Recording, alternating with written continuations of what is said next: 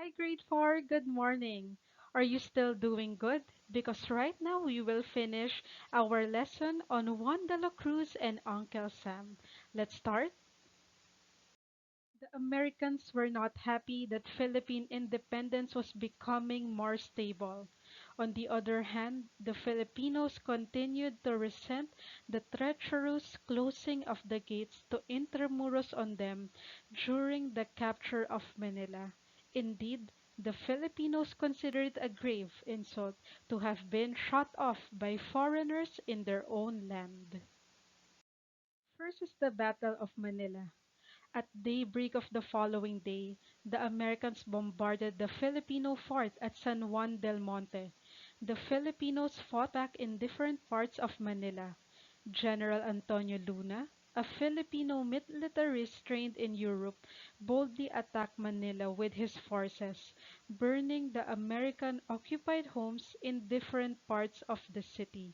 The American fire brigades rushed to the burning areas to put out the flames. However, Filipino bolo men cut down the firemen's hoses as Filipino troops advanced almost halfway to the walled city. American forces were able to stop them only after a bloody fight. The Filipinos' resistance and counterattacks angered the Americans. Thus they began an offensive northward under the command of General Arthur MacArthur, with the main objective of capturing Malolos, the capital of the Republic. The Filipinos fought valiantly against all odds.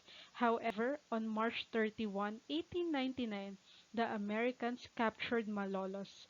Rejoicing over their victory, the Americans believed the war was finally over.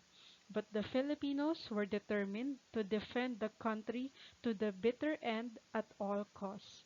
Aguinaldo, after fleeing from Malolos, transferred the capital to San Fernando, Pampanga. Thus, the Americans continued their drive toward the north, even pursuing their offensive to the southern Luzon region and Visayas and down to Mindanao. However, the Filipinos resisted as best as they could. The Americans fought bloody battles against Filipinos everywhere they went. The Filipino-American War was not at all a losing battle for the Filipinos, who also had their victories. One of these was the attack on the Americans in Balangiga, Samar on September 1901 by General Vicente Lucban's Bolomen. The attack was so violent and the American casualty so high that the Americans called this encounter Massacre of Balangiga. In retaliation, General Jake Howling Smith gave the following instructions to men. I want no prisoners. I wish you to kill and burn. The more you kill and burn, the better you will please me. I want all persons killed who are capable of bearing arms in actual hostilities against the United States. The resultant brutal action of U.S. soldiers who followed General Smith's directive led to the massacre of thousands of Filipinos on Summer Island and the destruction of many villages and agricultural fields. After the war ended, General Smith was court-martialed for his conduct in the Samar campaign.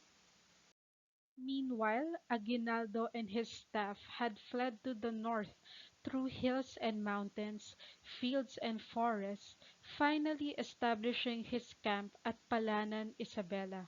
It is a mountainous area, difficult to assault and which could be reached only through Tirad Pass. The pass was a narrow mountain trail that Aguinaldo used to flee from the American troops determinedly pursuing him. Aguinaldo ordered General Gregorio del Pilar and 60 of his men to guard the pass tightly as he made his escape. On December 1899, Major March, through the help of a Filipino guide, attacked Tirad Pass from the rear. This was the historic Battle of Tirad Pass, where General Del Pilar died. However, it took the Americans another year before they were able to track down Aguinaldo.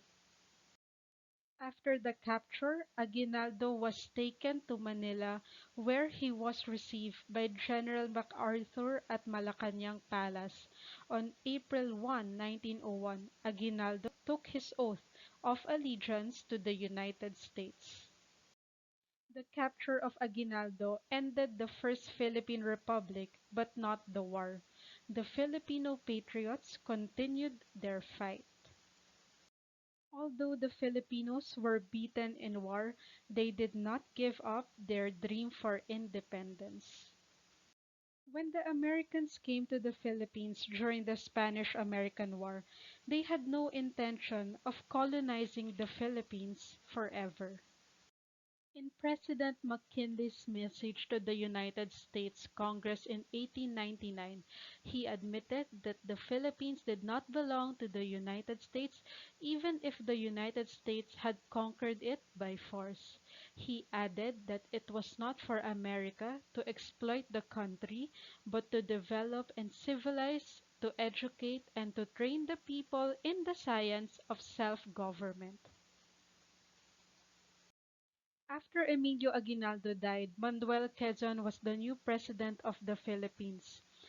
William Howard Taft, as the first civil governor, allowed the Filipinos greater participation in the government of their own country. He was highly respected by the Filipinos because he was friendly.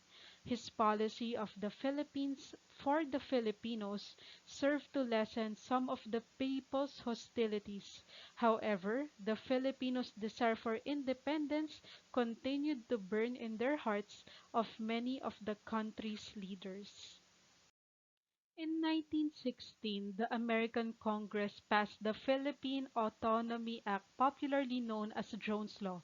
It will grant independence to the Filipinos when a stable government had been established. The Jones Law was also included a bill upholding the Filipinos' rights to freedom of religion, freedom of speech, and freedom of the press, and to peacefully assemble for redress of grievances. Next is the Didings-McDuffie Law. This stipulated the granting of Philippine independence on July 4, 1946, after a 10-year transition period under the Commonwealth of the Philippines to give the Filipinos more experience in self-government.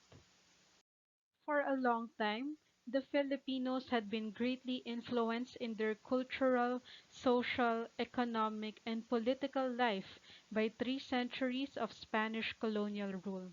They were just as greatly influenced by the American regime, which lasted for only half a century. Democracy is America's claim as its greatest legacy to the Filipino people, as much as Christianity was the greatest legacy of Spain. The American forces were faithful in fulfilling their president's orders for them to develop, to civilize, to educate, and to train the Filipinos in self-government. And one positive development during the American colonial period was the restoration of women's rights that had been taken away under the Spanish leadership. For example, women were no longer only confined to their homes or colegios or schools for women. They had the freedom to acquire higher education by studying in any university and in any program they wanted. The Americans also introduced the English language, imposing English as the official language of instruction in all schools, business, and social circles until it became the language of the masses. Even the names of the people became English. Rosa became Rose, Jose, Jose, Maria, Mary, and Juan, Johnny. Public health, which was neglected during the Spanish period, was promoted. During the American era, the Americans established the Bureau of Health and the Quarantine Service. The death rate in the country decreased while the birth rate increased. Also, the Americans introduced Protestantism. In 1899, a lay minister distributed the first Bibles in Manila. The Americans also introduced many forms of recreation. From them to Filipinos learned to listen to the radio, watch silent movies, listen to band concerts, go to carnivals, museums, and exhibits. Today, because of the strange historical influence of the United States on our people, many Filipinos still look up to the American nation as one of the best nations to follow. Today, we learned about the takeover of the United States to the Philippines. I hope you learned something today. If ever you have questions, feel free to message me or leave a comment on the comment section below. Thank you so much, Grade 4, and God bless you.